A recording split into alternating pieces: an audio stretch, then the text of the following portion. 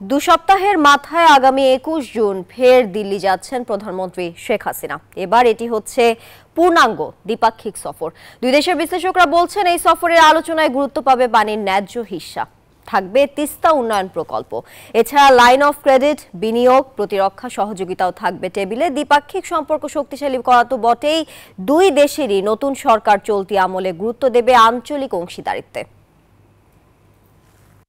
গত ৯ জুন ভারতের প্রধানমন্ত্রী নরেন্দ্র মোদীর শপথ গ্রহণ অনুষ্ঠানে অংশ নিতে দিল্লি যান প্রধানমন্ত্রী শেখ হাসিনা, করেন একান্ত বৈঠকও।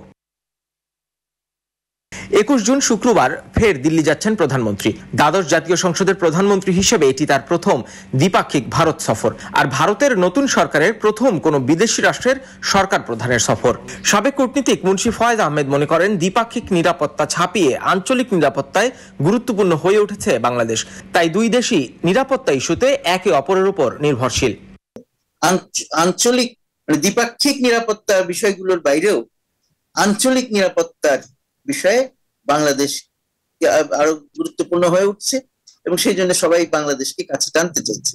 ভারতের আন্তর্জাতিক সম্পর্ক বিশেষজ্ঞ শ্রী রাধা দত্ত বলছেন, তিস্তা ইস্যুতে উল্লেখযোগ্য আলোচনা হতে পারে এ সফরে। দ্বিপাক্ষিক সম্পর্ক ছাপিয়ে আঞ্চলিক অংশীদারিত্বে জোর দেবে দুই সরকার।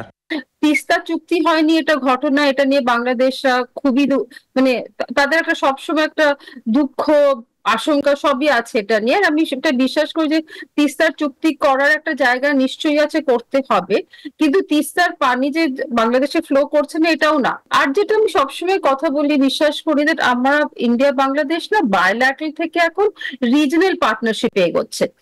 দিল্লি সফর শেষে জুলাইয়ের দ্বিতীয় সপ্তাহে চীন সফরে যাওয়ার কথা আছে প্রধানমন্ত্রী শেখ হাসিনার।